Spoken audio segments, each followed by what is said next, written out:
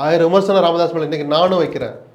இந்த வசவுகளை எல்லாம் விமர்சனங்களை தாங்கிட்டு தானே அவர் இன்னைக்கு அந்த கட்சியை வளர்த்துருக்காங்க. அந்த புரிதல் துரை வைகோக்கு வரணும், அன்புமணிக்கும் வரணும். ராமதாஸ் செய்கிறதெல்லாம் சரி, வைகோ செய்கிறதெல்லாம் சரி, நம்ம ஒன்றும் சர்டிஃபிகேட் கொடுக்கல.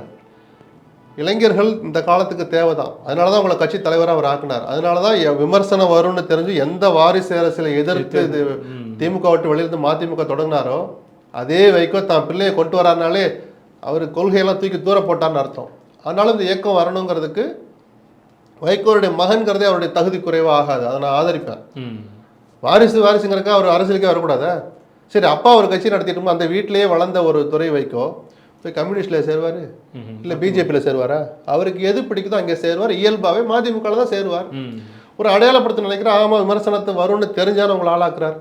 அந்த ஒரு அங்கீகாரத்துக்கு தலைவர் தந்தை கொடுத்த அந்த அங்கீகாரத்துக்கு ஒரு இடர்பாடு வருதுன்னா கொஞ்சம் பொறுமையாக தான் ஹேண்டில் பண்ணணுங்கிறது என்னுடைய ஒரு பத்திரிகையாளருடைய அறிவுரை. மற்றபடி வைகோ துறைக்கு அறிவுரை சொல்ல நீ யாருன்னு கூட கேட்கலாம். அவரை பார்க்குற விமர்சிக்கிற உரிமை எனக்கு இருக்குது. அன்புமணியை பார்க்குறதுக்கும் விமர்சிக்கிறதுக்கும் எனக்கு உரிமை இருக்குது. பத்திரிகையாளர் மட்டும் இல்லை, ஒரு பிரஜையாகவும் எனக்கு உரிமை. ஏன்னா நீங்கள் ஆளை ஆசைப்படுறது என்னையும் சேர்த்து தான்.